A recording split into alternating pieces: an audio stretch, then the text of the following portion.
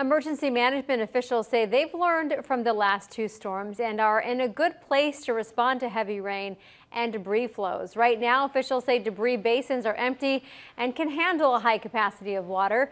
Emergency responders are increasing staffing, and teams from the National Guard are coming to help.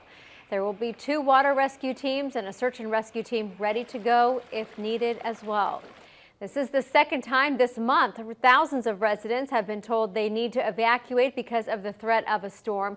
KSBY's Fabiola Ramirez talked to some of those people, and she joins us now live in Montecito with what's happening right now. Fabiola, looks like the rain is starting to fall there.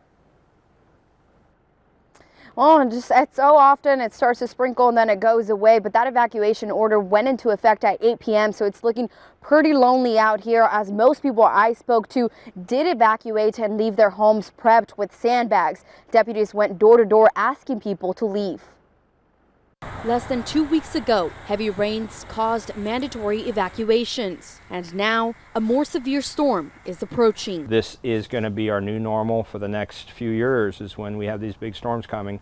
We're all going to have to leave, and we're going to have to get used to it. Officials say the amount of rainfall has the potential to trigger debris flows once again. Hills are filled with silt, with rocks, with boulders.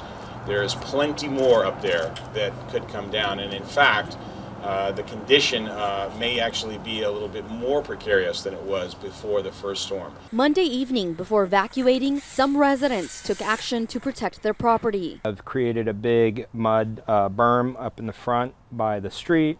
We've set up straw wattles, which are the big straw rolls, tubes to help divert the water. The incident management team will be activated first thing in the morning, and county as well as fire departments will add staff if rescues become necessary. And as for Highway 101, it is open, but CHP officers say if public safety is at risk and the highway does need to be closed, it will happen immediately without notice. We do not want anyone caught in a debris flow on the freeway or anyone to be stranded on the freeway for any period of time. So we ask that you stay off the 101 if you do not need to be on there.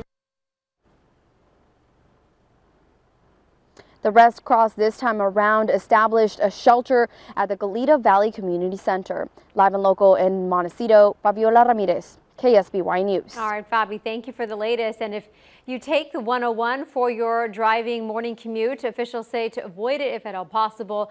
The most intense part of the storm will likely hit in the morning, as you heard Kelsey describing during the morning commute. We will continue to follow this story as it develops on air and online. You can stay up to date for this and other breaking news stories at ksby.com and our news app.